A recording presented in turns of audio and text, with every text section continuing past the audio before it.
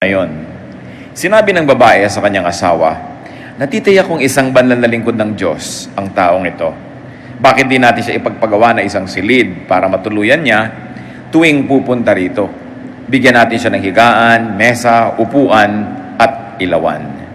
So the prophet visited Shunem. It was a good thing to do. Napakapalad na isang bayan, isang lahi, isang village, isang pamilya na dadalawin ng propeta ng lingkod ng Diyos. So nauna nang gumawa ng mabuti itong si Eliseo or si Elisha. It was a good thing that he did. It was a blessing to the people. Now the well-to-do woman in the story returned good for good. G for G. Sabi niya, mabuti itong taong ito. Natitiyak kong siya ay sugo ng Diyos. So anong una niyang ginawa? Inalok niyang kumain sa kanilang bahay. At magmula nun, pag nagpupunta na ang propeta sa bayan na yon, doon na sa bahay ng babae tumutuloy, doon na nakikikain sapagkat welcome naman siya. Then the woman escalated the exchange. She thought of furnishing a room, in fact, making a room and furnishing it for this particular prophet. Yun ang tinatawag nating upper room.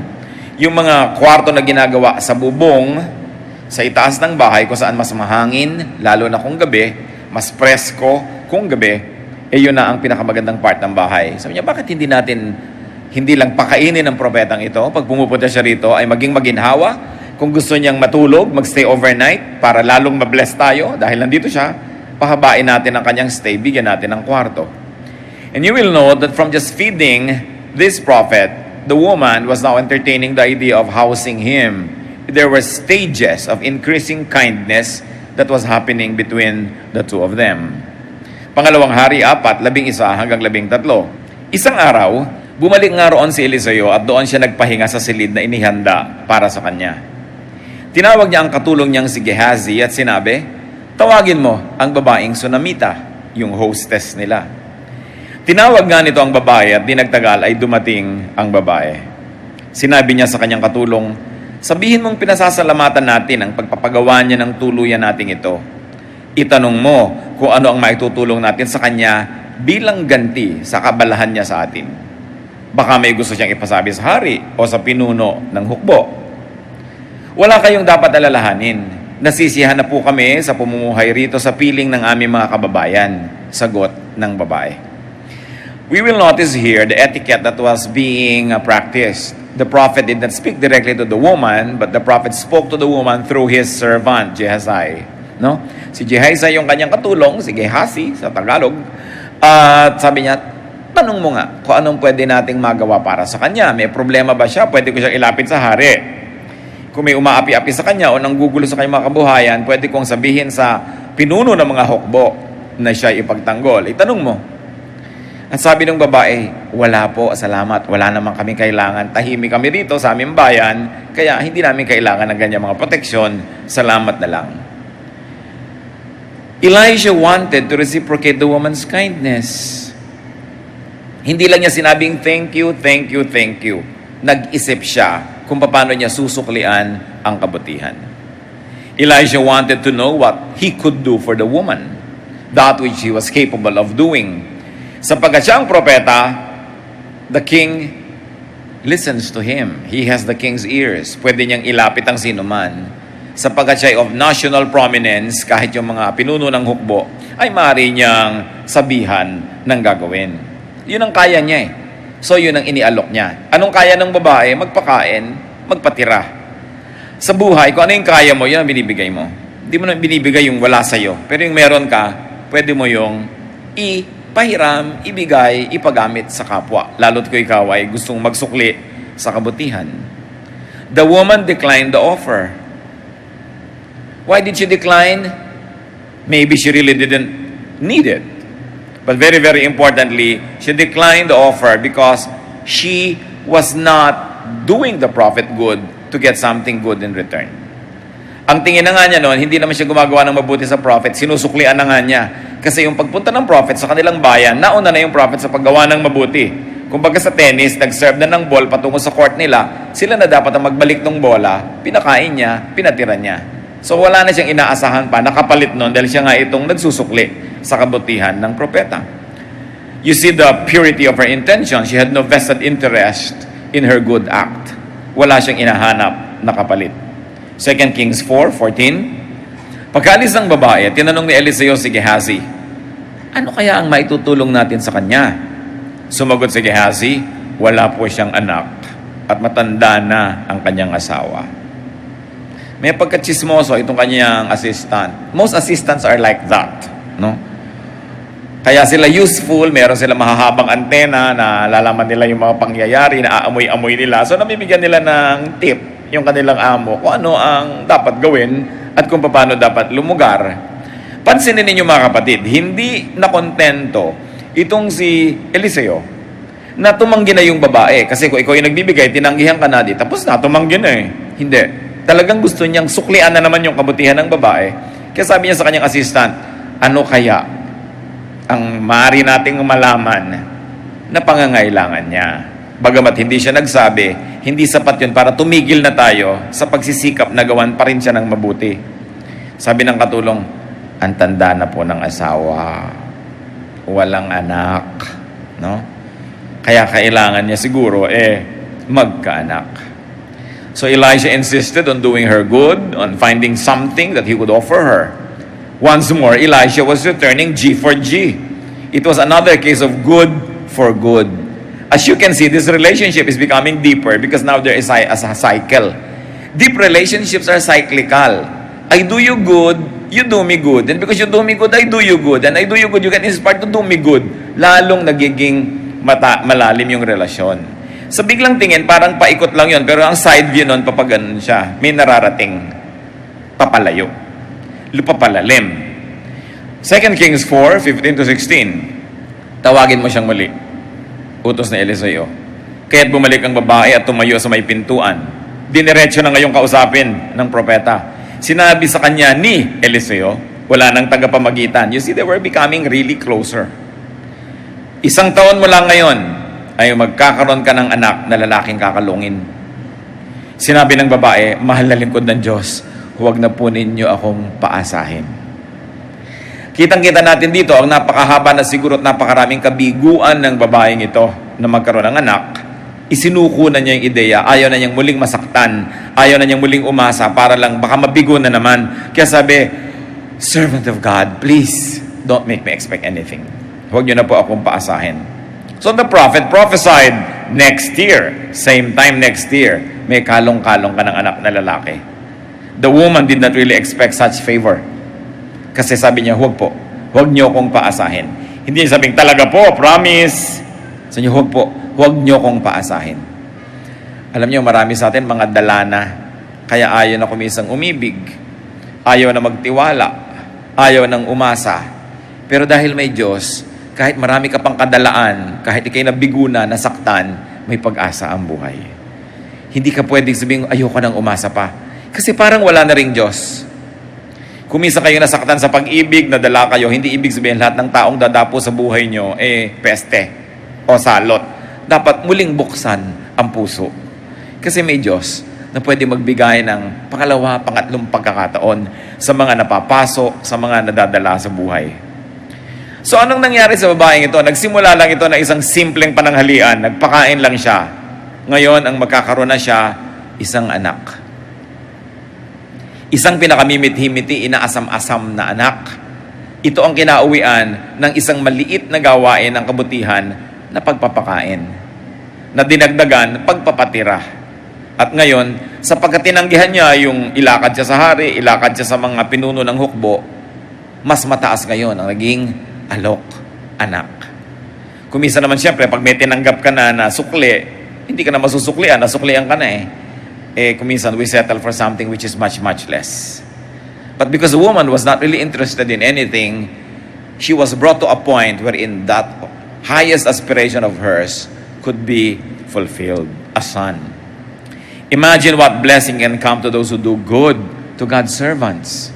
The Bible is full of those stories. In fact, ang Panginoong Jesus mismo ang may sabi sa Mateo 10:42, tandaan ninyo, sino mang magbigay ng kahit isang basong malamig na tubig sa isa sa mga maliliit na ito, dahil sa siya'y alagad ko, tiyak na siya'y tatanggap ng gantimpala. Tubig lang at iabot mo sa lingkod ng Diyos, nakalista sa langit, at meron ka daw gantimpala. Ano pa, hindi lang tubig yung ginawa ng babae, nagpatira pa siya. 2 Kings 4:18 to 22. At lumaki ang bata. Nagkaroon nga. Isang araw, sumunod ito sa kanyang ama kasama ng iba pang gumagapas sa bukid. Bigla na lamang dumaing ang bata na masakit ang kanyang ulo. Sinabi ng ama sa isang katulong, iuwi mo na siya sa kanyang ina. Sumunod naman ang inutusan at inilagay ang bata sa kandungan ng ina nito. Ngunit, nang magtatanghaling tapat, namatay ang bata. Ang bangkay ay ipinasok ng ina sa silid ni Eliseo, inilagay niya ito sa higaan, isinara ang pinto at dali-daling lumabas. Tinawag niya ang kanyang asawa at sinabi, madali ka, pagayakin mo ang isang utusan at ipahanda ang isang asnong masasakyan ko. Pupunta ako sa lingkod ng Diyos. Anong gagawin mo ron? Tanong ng asawa. Hindi ngayon araw ng pamamahinga at hindi rin kapistahan ng bagong buwan. Kahit na, kailangan ko siyang makausap. Sagot ng babae. Nang maihanda na ang asno, dali-dali siyang sumakay at sinabi sa kanyang katulong, sige, pabilisin mo ang asno at huwag mong pababagalin hanggang hindi ko sinasabi sa iyo. At naglakbay sila papunta sa bundok ng Carmel sa kinaroroonan ni Eliseo. Nasa daan pa lamang natanaw na sila ni Eliseo. Sinabi nito kay Gehazi, dumarating ang Sunamita, salubungin mo, kumustahin mo siya, ang kanyang asawa at ang kanyang anak. Palibas at meron silang magandang relasyon, welcome na welcome din. Hindi naman siyempre lahat ng tao ganun kasing welcome tulad ng iba. Hindi naman pare-pareho ang antas ng mga relasyon eh. Pero meron talagang mas welcome, lalo pag may pinagsamahan na maganda. Nang kumustahin ni Gehazi, sumagot ang babae, mabuti po. Hindi na niya ikinuwento, pampabagal lang yon. Ayaw niyang bumagal, kaya sabi niya sa kanyang katulong, don't ever slow down for me. Bilisan mo. Akong bahalang kumapit dito at mangunyapit sa asno na ito, kailangan mabilis. At nung sinalubong siya ng katulong ni Gehazi, etiquette yun eh, hindi ka lang aantayin dumating doon sa bahay, sasalubungin ka sa malayo pa. Kaya lang, propeta ito, mas merong protocol, hindi siya dapat ang sasalubong sa malayo pa. Yung katulong niya bilang representative niya. Kaya kita nyo, pag may state visitor, sinasalubong sa airport, hindi naman sa Malacanang na lang aabangan na dumating yung bisita. You really extend this kind of protocol. At nung sinalubong siya, kumusta po? Mabuti. Dinismiss na niya. You know the lesson there, huwag kayong magsayang ng oras ng kakukwento sa mga taong wala namang magagawang solusyon. Sayang lang panahon mo. Kailangan sabi niya, mabuti po. Period. Tumiretso sa kanyang pagbibiyahe. Do not tell your story to the wrong person. Wala namang mangyayari doon. It's a waste of time. 2 Kings 4:27 to 28. Paglapit niya kay Eliseo, nagpatira pa ang babae at hinawakan ang mga paa ni Eliseo. Itutulak sanang palayo ni Gehazi ang babae, ngunit sinabi ni Eliseo, pabayaan mo siya, tiyak na may malaki siyang problema. Hindi pa lamang ipinaalam sa akin ni Yahweh. Sinabi ng babae, humingi ba ako sa inyo ng anak? Hindi ba't sinabi kong huwag na ninyo akong paasahin? See the woman's boldness and familiarity in approaching the prophet. Not every person, especially women, could and would do that. Pero dahil meron silang magandang relasyon, pwede niyang gawin yon. At dahil humawak pa siya sa paa ng propeta, isang napakalaking kapangahasan, itutulak siya ni Gehazi. Si Gehazi hindi lang katulong, security pa siya. No? Siya yung backup ng propeta. And prophets in the olden days had these men around them to protect them from people. No? So itutulak siya, pero sabi nitong si Eliseo, huwag, hayaan mo lang siyang humawak sa paa ko. Malaki ang problema. Hindi ko lang alam. Hindi inire-reveal sa akin ng Diyos. At bigla na lang bumulalas ang babae, humingi ba ako ng anak? Hindi ba't sabi ko, huwag na lang kong paasahin? Ibig sabihin niya, mamamatay din lang pala. Mawawala din. Bakit pa? She had a very strong relationship with Elisha because she had been doing him good. And because she had a reciprocal relationship with him, she could approach the prophet in a more personal way. 2 Kings 4:29 to 30. Nilingon ni Eliseo si Gehazi at sinabi, magbalabal ka. Dalhin mo ang aking tungkod at tumakbo ka. Kapag may nakasalubong ka sa daan, huwag mong pabatiin. Kapag may bumati sa iyo, huwag mong papansinin. Tumuloy ka sa bahay nila at ipatog mo ang tungkod sa mukha ng bata. Ang ganda ng editing, kumbaga sa nobela o pelikula. Hindi na sabing, bakit? Bakit ka umiiyak?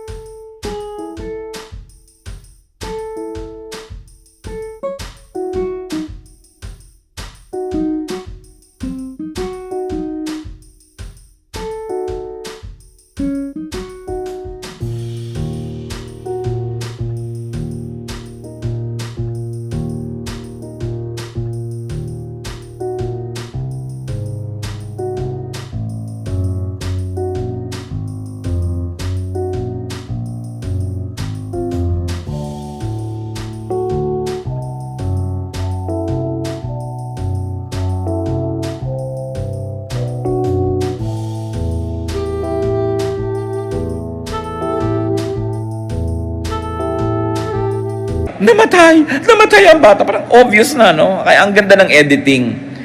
Ganun mo rin makikita yung magandang pelikula, yung may namatay, hindi na, namatay ang nanay ko. Yung makita mo, luluha na lang siya. Alam mo nang namatay. Because the visual must suggest what otherwise would be said by the mouth in a more primitive level of discussion. So nagkaintindihan, alam niyang nandut namatay. Kaya sabi niya doon sa katulong, eto yung tungkod ko, ang kanyang magic tungkod, no? Parang tungkod din ni Moses. Tumakbo ka, ipatong mo doon sa mukha ng bata agad-agad. Sabi ni propeta. Verse 30, sinabi ng Sunamita, saksi si Yahweh, ang Diyos na buhay, at hanggat buhay ka, sabi niya sa propeta, hindi ako aalis nang hindi ka kasama. Pagkasabi nito, lumakad siyang papalabas ng bahay, kaya tumindig na si Eliseo at sumunod na sa kanya. Siguro itong babaeng ito, Filipina. Ang tibay no? Ang lakas ng dating. Sabi na ng prophet, dalhin mo na yung tungkod. Sabi niya, hindi ako alis dito na hindi ka kasama. At sabay, talikod, alis na. Confident siya, susunod yung prophet. At sure enough, the prophet rose from where he was and followed the woman. As you can see, the woman was really close. She had a sense of entitlement. It was almost a demand, and the prophet acceded. Sumunod ang propeta. No? Kuminsan, ma-offend ka, ba't yung prophet namin sunod-sunuran dito? Bakit siya nakikiklose? Talaga may mga close relationships, kahit yung prophets. And people should not feel bad about that. No? People should not be jealous of that. Dahil meron talaga magandang talastasan yung babae na yon at yung propeta. To the point that she could say that, hindi ako alis pag hindi kita kasama. 2 Kings 4:31. Samantala, nauna na si Gehazi ng bahay ng Sunamita at ipinatong sa bangkay ng bata ang tungkod ni Eliseo. Nauna rin, sinunod din niya yung utos. Ngunit walang palatandang ito'y mabubuhay. Kaya bumalik siya at sinalubong si Eliseo. Sinabi niya, hindi po nagising ang bata. So the woman was right. A proxy would not be good enough in this case. Hindi pwedeng representative lang. Kailangan yung talagang may powers ang dadating dyan. Kailangan talaga yung propeta.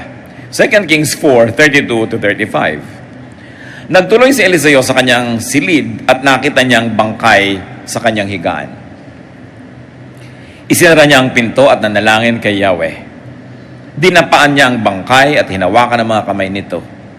Pagkatapos itinapat niya sa bibig at mata ng bangkay ang kanyang bibig at mata.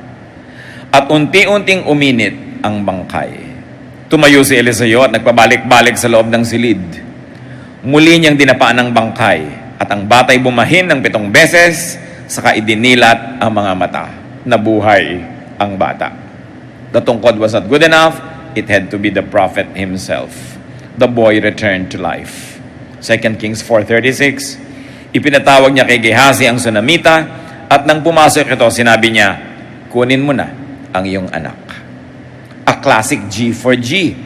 Another good for good. What are some lessons, additional lessons that we can glean from this story? Hindi yung istorya ang pagtutuunan natin ng pansin, kundi anong kinalaman niyan sa ating good for good. 1, receiving goodness means giving back. It means giving in return. Receiving goodness means reciprocity. Ang tumatanggap ng kabutihan ay dapat magsukli ng kabutihan din. Hindi laging kung ano ang tinanggap ay yun din ang ibibigay. Ang ibibigay mo, yung kaya mo at yung kailangan nung gusto mong suklian. So pag may gumawa sa'yo ng mabuti, ang itatanong mo, hindi mo lang sasabihin thank you. Tatanungin mo yung sarili, ano ba ang kailangan niya na nasa sa akin naman at maibibigay ko? Sa abot ng aking makakaya, ano ba ang pwede kong isukli na mahalaga para sa kanya? Hindi yung basta ka lang makapagbigay. Alam niyo yung pagreregalo is an art. May mga pagreregalo na alam mo namang wala namang kalatoy-latoy, hindi ka man lang inisip. No? Yung inabutan ka nila ng kalendaryo. Bagamat ko yun talaga ang kaya ng tao, pero kung gusto mong lagyan ng special value yung kalendaryo, sulatan mo ng mga prayer yung special day. Sa araw na ito, ipagdarasal kita na maging ganito, maging ganon, at kumuha ka ng kopya mo at tuparin mo talaga yun pag yun na yung araw. Hindi ba sa inabutan mo nila ng kalendaryo? Meron makikipag-exchange gift? Basta na lang makapagbigay para lang hindi zero, may maiabot. Kahit alam mong hindi naman papakinabangan. Dahil lang binigay mo CD, yung tugtog, alam mo ba yung gusto niya? O dahil lang yun ang bigay sa'yo ng kung sino, ipapasa mo na lang, nakapagregalo ka na lang. Wala ka kwenta-kwenta. Gaano karami sa mga porsyento na natatanggap nating regalo, ang gusto mo lang ipamigay o nandun lang, nabulok na sa cabinet mo kasi wala naman talagang saysay. Ang pagreregalo, ang pagbibigay, dapat iniisip mo, ano ba talagang kailangan niya? Ano ba talaga yung gusto niya? At sa abot ng aking makakaya, yun ang ibibigay ko. Hindi sapat na nagbibigay. Gaano karami sa inyong nabibigo tuwing meron na lamang exchange gift? Yun na lamang pag may kasal, bibigyan lang ng baso. Naluhulunod na yung mag-asawa sa baso. No, parang nila ang 200 baso. Hindi naman sila magtatayo ng halo-halo store. Iniisip mo talaga yan. Hindi lang basta makalusot ka na may dala-dala ka. May balot, lusot ka na. Pero pag binuksan, kulang na lang patamaan ka ng kidlat. Dahil wala namang kakwenta-kwenta yung binigay mo. It doesn't have to be expensive.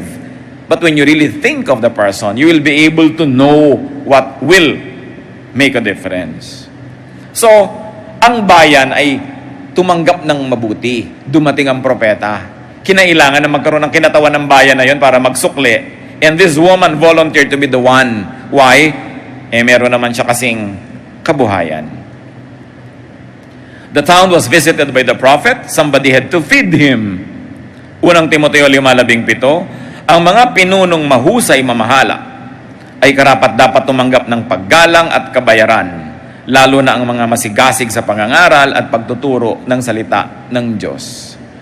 So pag daw masigasig magturo ng salita ng Diyos, lalo't mahusay, dapat tumatanggap ng paggalang at kabayaran. At yun ang ibinigay ng babaeng ito sa propeta, isang lingkod ng Diyos, mahusay magturo, pakainin, itira, bigyan ng ginhawa. At anong napala niya, alam natin kung anong nangyari. Somebody has to represent the town. And the well-to-do woman volunteered to pay in behalf of her town. Lucas 12:48, ang binigyan ng maraming bagay ay hahanapan ng maraming bagay. At ang pinagkakatiwalaan ng lalong maraming bagay ay pananagutin ng lalong maraming bagay.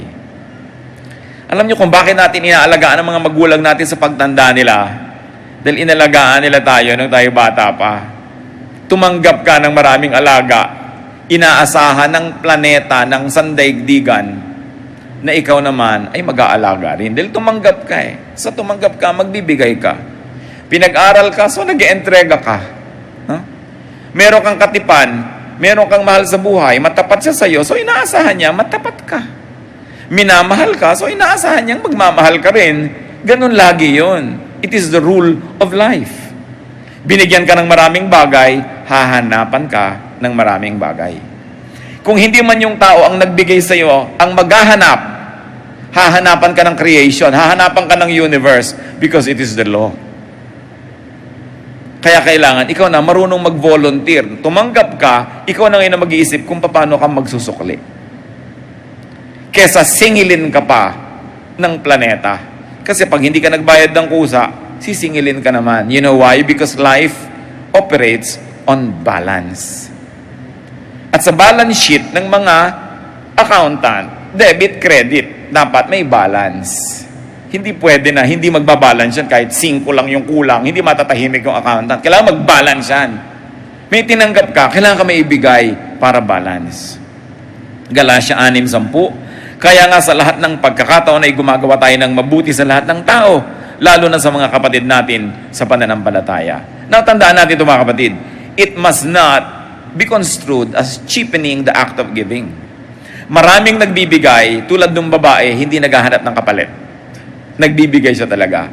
Pero, hindi pa rin excuse yun para hindi suklian. Kahit ang nagbibigay sa atin ay taos puso, walang hinahangad na kapalit, yung tumanggap pa rin ang dapat magsikap na palitan yon. Kaya nakita niyo yung propeta, matapos siya magtanong, ano bang gusto mo? Wala po. Nung umalis na yung babae, tinanong pa niya yung assistant, walang sinabi, pero may alam ka ba na pwede nating ibigay? Hindi ko mo tinanggihan sa una, hindi ka na kikilos pa. Tingnan natin yung modelo na to ng propeta kasi yung nakakaalam ng rule ng buhay, yung mga unwritten laws of life. Sabi niya, this kindness must be reciprocated. Thank you is not enough. We must do something practical. Something that answers her needs, her longings. And we can give it, so let's do it. So the man of God graciously returned the favor. But first of all, you must remember that the man of God received the meal. Maraming mga tao ayaw tumanggap. Hindi tuloy nagsisimula yung cycle of giving and receiving, hindi lumalalim yung relasyon. Kasi binibigyan mo, ayaw tumanggap. Siguro dahil nadala na rin, dahil yung huli niyang tinanggapan, siningil siya ng siningil. O kaya may pride. O kaya talagang feeling niya wala siyang kailangan. But even though you don't need, there are people who need to give to you. It is their need to love you. So you must allow that to happen. No? Kaya tinataasan natin yung ating antas ng pagkaunawa. Hindi lang yung gusto natin, kundi gusto rin ng kapwa natin. Hindi lang yung pangangailangan natin, kundi yung pangangailangan din nila. I may not need you, but you might need me. Siguro hindi ako sentimental, hindi kita kailangang samahan, pero sa palagay mo ba, kailangan mo na samahan kita? At kung hindi ko naman ikamamatay, ba't di ko gagawin? Lalong-lalo kung meron kayong exchange na nangyayari sa inyong buhay. Ang ganda ng example nitong friendship ng prophet at saka ng babae. Kasi una, propeta yon, tapos Shunammite pa, lalaki pa, tapos babae. So, hindi madali na tawirin yung mga naging hadlang para sila magkaroon ng pagkakaibigan. Subalit, natawid nila yon. Gumawa sila ng paraan. What other lesson can we learn? That givers should allow recipients to give back. Yung babae, dapat pinayagan naman niya yung propeta nung unang nag-alok. At nung pangalawang nag-alok, ayaw pa rin niya. Masyado siyang self-sufficient. And to be too self-sufficient and self-contained will only separate us from people. You know that receiving something from people makes you vulnerable, but it is your vulnerability that makes you a noble person. Not your protectiveness of yourself, but your willingness to be hurt is what makes you human. Not your aloofness to the possibility of pain, but your readiness to have pain for the sake of, in this case, a good relationship, a friendship, a relationship, love. Givers should allow recipients to give back. Another lesson is that those who like to do good, those who like to return goodness, should and may initiate the enterprise. Kailangan kayong mauna. Katulad ng propeta, siya ang nagtanong, ano bang gusto mo? At nung walang binigay na gusto, ano bang alam natin na pwedeng ibigay sa kanya? Pag may natanggap tayong kabutihan, lagi mo agad iisipin, ano ang pwede kong isukli? You can give time, you can give talent, you can give treasure, whatever it is, but there is always something that we can give to people. One of the greatest gifts that we can give to one another is time. At dyan tayo equal lahat because every human being only has 24 hours a day. Time is precious. The gift of time that you share with people is very, very precious. Because once given, it can never be taken back. It can never be retrieved. Hindi ko tulad ng isang nagbigay ka ng duster, pwede ka naman magkapera uli bukas para bumili na naman yan. Pwede yung oras na binigay mo, precious yun. It's very, very important. Papahalagahan nyo ang mga taong nagbibigay sa inyo ng panahon. Lalo sa mga araw na ito na hindi lahat ay nagbibigay ng panahon. So, Elijah received meals, Elijah received a room, Elijah received goodness, And Elisha asked the woman what he could do for her. He even researched. If people do you good, the godly thing to do is to know what you can do for them in return. Which leads to doing good, maybe based on one's capacity. You will not give what you do not have. You will only look into what you have, what you could dispose of, and that's what you give to people.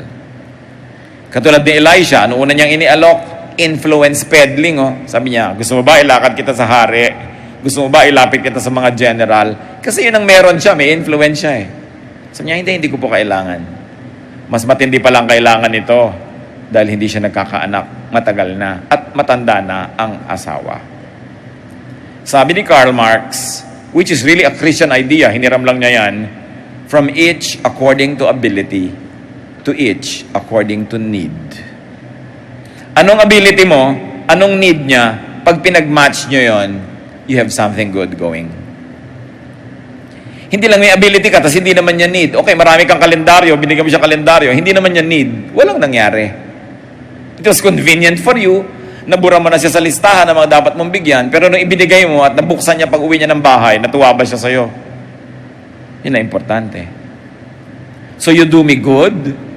The question is, what good may I do to you? What do you need? What is in my capacity to give? Kung di ko naman ikamamatay, ba't di ko naman ibigay?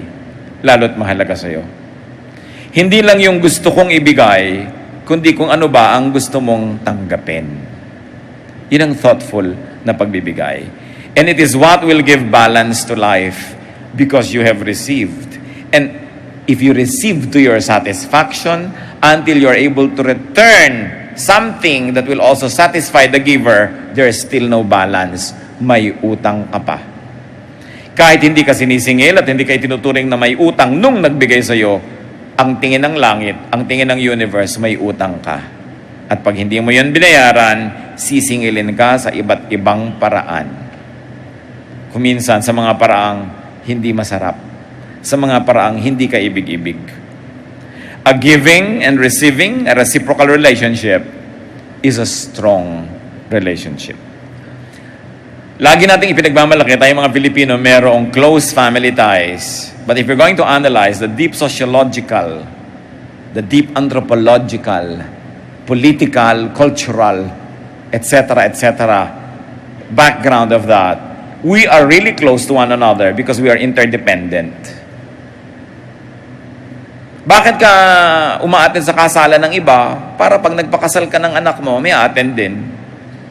O kaya, ba't ka attend ng attend? Kasi nagpakasal ka na ng anak, umattend sila, so attend ka rin. Bakit ka punta sa mga lamay? Kasi nung namatayan ka, nakipaglamay sila eh. Bakit ka nag-aabuloy ngayon? Kasi naabuluyan ka na eh. O kaya, para maabuluyan ka rin. Sa Pilipinas, mayroong 28 bulkan na nagpapalit-palitan lang ng oras ng pagputok. Mahigit 50 bagyo na dumadalaw sa Pilipinas. Ilang daming mga lindol, ilang daming dilubyo na nililikha ng kalikasan at nililikha ng tao, lalo na mga politiko. Kung hindi tayo magtutulong-tulungan at magiging close to each other, nobody will survive. Kaya tayo close to each other because we are compelled by our needs. Kaya nakikita niyo yung sobrang mayayaman. Anong ginagawa? Pag umasenso, lumalayo sa mga kamag-anak. Di ba? Kasi, ipinupull down siya ng kamag-anak eh. Lagi siyang hinihingan, lagi siyang dinadaingan. So, ang tendency, lumayo. Kasi hindi na niya kailangan yung mga kamag-anak niya. So, sining siksik ng siksik sa mga kamag-anak, yung nangangailangan. Kung marami kang pera,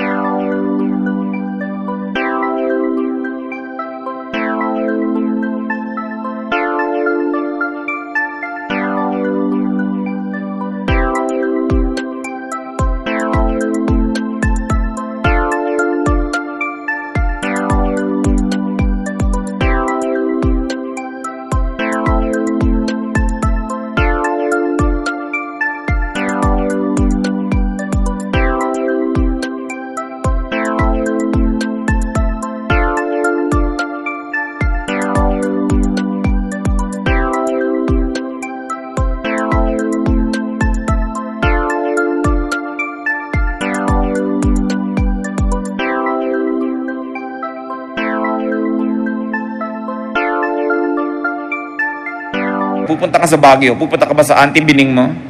Pahihigain ka doon sa maliit na kama? No, kung marami kang pera, mag-hotel ka. Anong close family ties? Mag-hotel ako, magkita tayo, mag-dinner tayo sa Burnham Park. Di ba?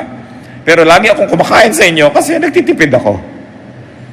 At tinatanggap natin yung mga kamag-anak natin kasi baka darating na panahon, sila naman ang kailanganin natin na tirhan. Ano ngayon yung sublime na close family ties? Ano yung sublime and noble friendship? Yung close kayo, not because you are too interdependent, but because you love each other. Iba yon. Iba yung gustong-gusto mong kasama yung kapatid mo, hipag mo, pamangkin mo, kaya tumitira ka sa kanila pag nasa Los Angeles ka. Iba naman yung ayaw mo kasi magbayad sa hotel. Magkaiba yon. So many people are close just because they are interdependent. Now, this interdependence is not bad because it also compels us to be close to one another. And at the end of the day, it's good to be close to people. It can have discomforts, it can have inconveniences, but at the end of the day, it's still good to be close to people. Because people need people.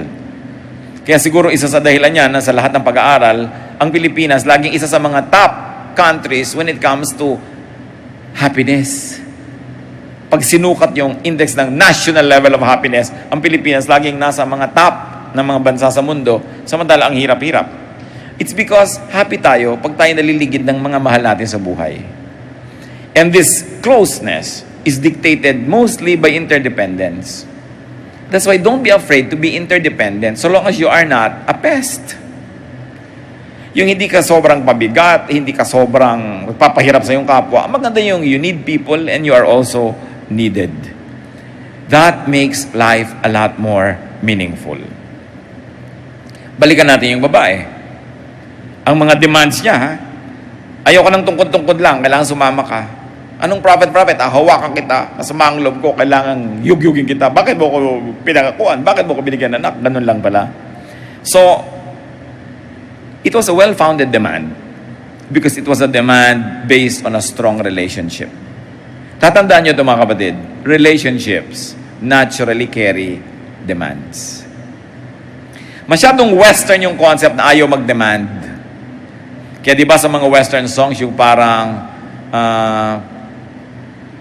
I'm sorry but I have to say I love you. Parang ayaw nilang sabihin yung I love you kasi pag sinabi ko na yan, nagkakaroon ako ng responsibility at ikaw baka magka-responsibility ka sa akin. Ayaw yun ng mga Western people. But look at that. Sila naman yung pinakamarami mga cases ng mga psychological breakdown, emotional breakdown. Hindi natin kailangan kopyahin yun. Hindi natin kailangan lagi magtimpi. Hindi natin kailangan sabing ayoko mag-demand. Pauso yun ng mga Western people. Yung kanilang sobrang independence from each other, their fierce sense of space, don't invade my space. Hindi tayo yon. Naturally, when there is a good relationship, magkasandal kayong ganon. In fact, sa Biblia, yung mga sinasabi na two people helping each other carry their load, I saw an example of that in Jerusalem. Sa Jerusalem, huwag kayong magtaka kung nakakakita kayo ng tao na ang sunong-sunong niya sa ulo na baggage, parang kasi laki ng jeepney. Hindi naman ganun kabigat siyempre yun. Siguro magaan yun, buhaghag lang yung mga daladala niyang kung ano-ano. Halos ganun kalakip, sunong-sunong, pasan-pasan. Nakakita ko ng dalawang tao na sa sobrang laki ng kanilang dala, matutumba na, ang ginawa nila, magkasandal sa taas, yung kanilang bagahe, naglalakad sila pareho, nakagan yung ulo nila, yung baggage sila magkasama, and that gave them stability. Yun ang sasabing, help one another, interdependence. Because most of the time, mas mabuting meron kang katuwang kesa wala. Pero syempre, pag inalis mo yung baggage mo, tutumba siya. Pero tutumba ka rin. Interdependence. Huwag kayong matakot na merong ganon. Bahagi yun ng buhay. Ganon yung relationship ng parent and child. Spouse to spouse. Friend to friend. Ganon din yung formal relationship ng business. May demand. May contract. Tindahan ka, sinabi mo magbubukas ka ng 9, dapat bukas ka ng 9 dahil nandito na ako para bumili, tas sarado ka pa. Mga doktor, marami, binibreak yung etiquette na yan. Yung clinic nila nakalagay, bukas 9 to 12, darating sila 10:30. Nakapila lahat ng tao doon, nabulok na lahat ng tao, tsaka palang darating ang kondesang doktora. No? Parang oras lang niya ang mahalaga, ang oras ng pasyente, hindi. Dapat pag nasa clinic, nakalagay sa'yo, 9 to 12, dado kang 9. It's a contract. No? Ganon din yung services. bumili ka ng pork and beans, tapos walang pork, dapat meron because the label is a contract. Lahat ng relasyon, kontrata. Anak kita, papalakihin kita, unwritten, unsaid, pero pagtanda ko dapat siyempre alagaan mo ko. Yun yung kontrata nun. Nagpapakasal ako sa'yo, mahal kita, mahal kita, may contract tayo. Ngayon, kung hindi tayo kasal, understood, mahal kita, mahal mo ko, may contract tayo kahit hindi nakasulat. May pananagutan ako sa'yo, may pananagutan ka sa akin. Kasi nakikipagbigayan ka sa akin. Nandiyan ka, nandito ako. So meron tayong kontrata, kahit yun ay hindi nakasulat. Ganon din yung mag-export ka, may bill of lading. Dapat ikakarga mo sa barko sa ganung oras yung bagahe mo. Pag hindi mo na ikarga sa ganung oras, pwede kang hindi bayaran, hindi mo manenegotiate yung mga letters of credit sa'yo. Kasi hindi mo natupad yung part mo because there is a contract. And all relationships are contractual. Jeepney driver, nakalagay sa kanyang signboard, BBB. Di ba? Balintawak Beer Brewery. Yun ang ibig sabihin niyang BBB. Ha? Sumakay ka, tapos sa monumento pa lang, binababa ka na dahil mag-isa ka na lang. Pwede ka magreklamo dahil yung kanyang signboard is a contract. May relasyon kayo habang nakasakay ka doon. Ang lahat ng pakikitungo ng tao, may kontrata yan. Kaya dapat, you do your part. Especially when you get your share. Kailangan reciprocal. Giving and receiving goodness, giving and receiving kindness is almost signing a contract. It is almost entering a covenant relationship. Anak ka, binigyan ka ng pang-enroll, may kontrata na papasok ka, mag-aaral ka, ipapasama, inaasahan na ending nun, pumasa ka. Pag hindi mo ginawa, nagagalit ang magulang mo kasi sinira mo ang kontrata. Kahit pa nga, hindi nakasulat yung stipulated details nun. Laging may contract. Binigyan kita ng pera para ka bumili ng suka. Natural, dapat bumalik ka, may dala-dalang suka. Kasi binigyan kita ng pambili ng suka. People come to church. They expect to receive blessing and to receive lessons from the Word of God. Dapat uuwi silang meron nun because it's a contract. But the church is also supported by the people who go to the church. So, meron ka rin dapat pananagutan. Nagdo-donate ka rin because it's a contract. Hindi ka umuupo dyan na parang kasoy, isang prinsesa, nakaupo sa tasa. May pananagutan ka sa pag-upo dyan, may pananagutan ako sa pagtayo dito. It's a contract. Every relationship is a transaction. Kaya pati pakikitungo sa Diyos, ano sabi ng Diyos? I am the God who brought you out of the land of Egypt. Ano ipinapakita ng Diyos doon? You owe me one. Ako ang nagpalaya sa inyo. So commandment number 1, you will have no other gods before me. Di ba? Contractual. Pinaalala agad ng Diyos, ako nagpalaya sa inyo. Bilang ganti, wala kayong ibang paglilingkuran kundi ako. Ngayon, ayaw nyo maglingkod sa akin, bumalik kayo sa Egypt. Magpaalila kayo doon. Huwag kayong sumama sa masasave. Pero dahil nagpa-save kayo, meron na tayong relasyon. May ibinigay ako sa inyo, meron kayong dapat ibigay. Sabi ni Lord, I gave you freedom from Egypt, but will you give me worship? Contractual. Nasisira ang lahat ng relasyon when you always want to take and take and take and you don't want to give. When you want to receive and receive and receive and you don't want to do your part. Ngayon, mas matibay ang relasyon na nagbibigayan kesa hindi. Kaya masarap yung nakikipagbigayan. Sinasabi natin ang mga point of view na ito mga kapatid para maging malinaw sa tumatanggap. Pero hindi ito dapat ang layunin ng nagbibigay. I know that we understand each other on that point. Because many of us give very selflessly. We give very sacrificially, honestly, and lovingly without expecting anything in return. The message is not for the givers. The message is for the recipients. That we must always take seriously those that give to us. That is why God gave. That is why God gives. Because giving seals a relationship. Roma 8:32, kung ang sarili niyang anak ay hindi niya ipinagkait, sa halip ay ibinigay para sa ating lahat. Hindi kaya niya ibibigay sa atin ang lahat ng bagay? So ano isa sa mga ginagawa lagi ng Diyos? Nagbibigay. So ano dapat lagi natin ginagawa? Nagsusukli. Giving back. That is why God gave and gives, and that is why God wants us to give to one another. Bakit sa palagi niyo inuutos sa Biblia, magbigayan kayo, magtulungan kayo? Roma 12:13, tumulong kayo sa pangangailangan ng mga kapatiran at patuloy ninyo ang mga taga-ibang lugar. Bakit nila itinuturo sa atin ito? Sapagkat pag tayo tumutulong, tayo tutulungan. Pag tayo nagbibigay, tayo binibigyan. It is the natural expectation. It is in the natural order of things. Walang kakwenta-kwentang tao yung matapos tumanggap ay hindi malang nag-iisip na magsukli ng kaya niya at abot ng kanyang magagawa.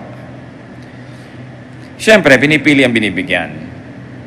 Kasi pag nagbigay ka, may contract din yun eh.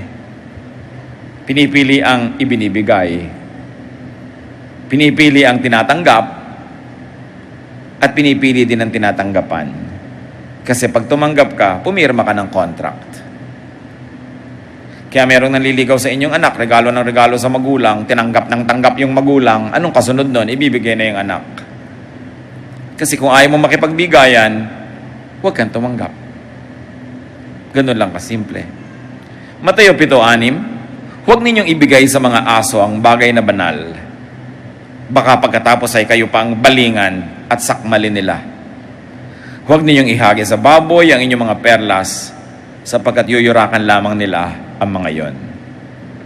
Maraming kahulugan nito. I like to think that the primary meaning that Jesus assigned to His own words is don't give holy and high and lofty teachings to people who will not be able to understand them. They will think you're evil, they will think you're kulto, they will think you are this and that. Lalabanan ka lang nila, sasaktan ka lang nila. Sabi, huwag. Ang matataas na bagay na espiritual, huwag nyo ibigay sa mga mamasamain nila. Simple lang ibigay dahil yun ang gusto nila. Pero maraming kahulugan yan. Ano yung bagay na banal na hindi mo dapat ibigay sa aso? Marami. Siyempre, hindi mo ibinigay yung puri mo kahit kanino na lang. Siyempre, hindi mo ibinibigay yung pag-ibig mo kahit kanino na lang na dumaan dyan. Hindi mo ibinibigay yung katapatan, ang iyong puso, ang iyong buhay, ang iyong panahon, sa kahit ano na lamang ng mga adhikain at mga ideya. Pinipili. Sapagkat pag nagbigay ka sa isa, ibig sabihin, hindi ka na magbibigay sa lahat. The law of impenetrability says only one thing occupies one place at one time. So pag ibinigay mo ng isang puso mo sa isang tao, paano mo pa ibibigay sa iba? So pinipili mo kung kanino mo ibibigay. Hindi basta-basta na lang yun kasi banal yun eh. Hindi ka basta-basta lang umaanib sa mga organisasyon at umuumang ka sa bala at ikaw namamatay doon sa frontline nang wala na makakwenta-kwentang gera. At may ibibigay ang mga banal na bagay sa mga walang kwentang bagay. Isa sa mga precious things that God gave us is time. Kanino natin ibinibigay ang ating time? Saan natin inuubos ang ating panahon? Isa na naman yan, nakahulugan nun. Pakikipagbigayan kanino? Kung minsan nakikipagbigayan na pala tayo kay Satanas, doon na pala tayo may contract. And you have heard of people who sell their souls to the devil, no? Para lang may makuha sila. Sila ay nakikipagkontrata sa mga masasamang espiritu. Kaya pinipili kung kanino nakikipag-usap. Giving is never completed until the giver is paid. And remember, the currency of payment is not always what was given to you. It is what you have. Giving is never completed until the giver is reciprocated. Until the cycle or the circle is closed. Tumanggap ka, magbigay is given, the burden is on the recipient, not on the giver. Ang dapat kumilos ay yung nakatanggap. Dahil yung nagbigay, nakakilos na. The law of balance requires that the giver receives, that a planter harvests, that a receiver gives. It completes life. You inhale, you must exhale. Otherwise, you will die. So ang tanong mga kapatid, meron kaya tayong utang? Kung minsan nagtataka ka, ba't kaya hindi ako swertehin sa buhay? Ba't kaya ang bigat ng buhay ko? Ba't kaya hirap na hirap ako? Baka marami kayong utang. Mga kabutihang hindi nyo nasuklian. In fact, baka nga nagawan pa natin ng masama yung gumawa sa atin ng mabuti. Ang bigat na dala yun sa buhay. Kailangan ma-unload. Romans 13:8, let no debt remain outstanding. Whenever we receive, we should give. Whenever we get loaded, we should unload. If you would keep balance in your life. So the rule is G for G. Good for good. Diyos namin sa langit, turuan niyo po kami kung meron kaming pagkukulang sa mga gumagawa sa amin na mabuti, do we return good for good? Or probably worse, do we return evil for good? Kami ba'y mga walang utang na loob?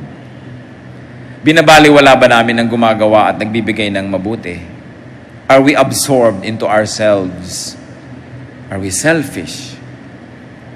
Turuan niyo po kami, Panginoon, na isipin ang mga bagay na ito at nang sa ganon, kung may utang kaming dapat suklian, magawa namin. Kung meron kaming dapat ibalanse, magawa namin. Turuan niyo rin po kami, Panginoon, baka bigay kami